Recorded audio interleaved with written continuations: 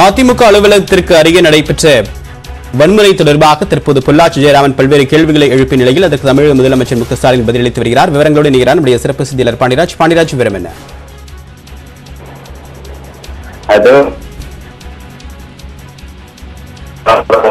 இன்று நடைபெற்று வருகிறது. இன்று காலை வினாக்கள் விடை நேரப்படுகிறதும் தற்பொழுது காவல்துறை மீதான அந்த மானிய கோரிக்கை விவாதத்தில் அதிமுகவினுடைய உறுப்பினர் பொள்ளாச்சி ஜெயராமன் அவர்கள் முதல் நபராக பேசி வருகிறார். அப்போது பல்வேறு விவகாரங்கள் தொடர்பாக குறிப்பிட்டு பேசிய அவர் இறுதியாக கடந்த சில மாதங்களுக்கு முன்பாக சென்னை ராயப்பேட்டையில் இருக்கக்கூடிய அதிமுகவினுடைய தலைமை அலுவலகமான எம்ஜிஆர் மாளிகையில் நடைபெற்ற வன்முறை சம்பவம் தொடர்பாக பேசினார். அதற்கு அவர் பேசிய வார்த்தைகள் அவைக்குழுவிலிருந்து நீக்கப்பட்டதை தொடர்ந்து எதிர்க்கட்சித் தலைவர் எடப்பாடி கே பழனிசாமி அவர்கள் பேசினார். தொடர்ந்து அவருக்கு பதிலளிக்கக்கூடிய விதமாக முதலமைச்சர் மு க ஸ்டாலின் அவர்கள் பல்வேறு விளக்கங்களை அளித்திருக்கிறார். அதில் அதிமுக தலைமை அலுவலகத்திற்கு உள்ளே நடந்தது அக்கட்சியினுடைய உட்கட்சி பிரச்சனை என்றும் அதிமுக அலுவலகத்திற்கு உள்ளே நடைபெற்ற விவகாரத்திற்குள் நாங்கள் பொறுப்பாக முடியாது என்றும் தெரிவித்தார். அதே சமயத்தில் நடைபெற்ற சம்பவத்திற்கு, அதாவது அதிமுகவினுடைய அலுவலகத்திற்கு வெளியே நடைபெற்ற சம்பவத்திற்கு காவல்துறையானது உரிய பாதுகாப்பை வழங்கியது என்றும் தெரிவித்திருந்தார். இதனிடையே குறுக்கிட்டு பேசிய முன்னாள் அதிமுகவினுடைய ஒருங்கிணைப்பாளர் ஓ பன்னீர்செல்வம் அவர்கள்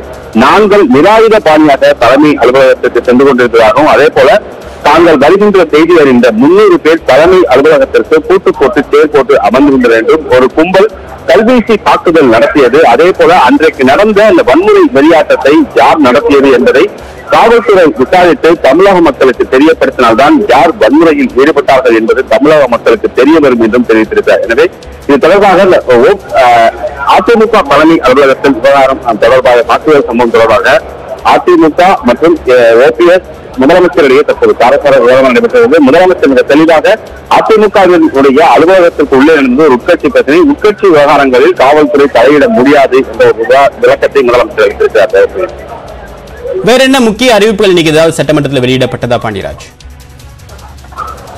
நிச்சயமாக காவல்துறை மானிய கோரிக்கை விவாதமானது நடைபெற்று வருகிறது. இதில் பல்வேறு விவகாரங்கள் தொடர்பாக கேள்வியும் இருக்கின்றன. இந்த நிலையில் முதலமைச்சர் மு க ஸ்டாலின் அவர்கள் 110 விதியின் கீழ் ஒரு முக்கிய அறிவிப்பை வெளியிட்டிருக்கிறார். அது மிக முக்கியமாக சமூக நீதி காவலர் என்று போற்றக்கூடிய வி.பி. சிங்கினுடைய தியாகத்தையும் அவர் செய்த செயல்களையும் சுட்டிக்காட்டிய முதலமைச்சர் அவர்கள் சென்னை மாநகரில் வி.பி. சிங்கினுடைய அவருடைய செயலை போற்றுகின்ற வகையிலும் தமிழ்நாட்டு மக்களுடைய நன்றியை தெரிவிக்கக்கூடிய வகையில் ஒரு மாபெரும் பிரம்மாண்ட சிலையானது சென்னையில் வைக்கப்படும் என்று தெரிவிக்கப்பட்டிருக்கிறது.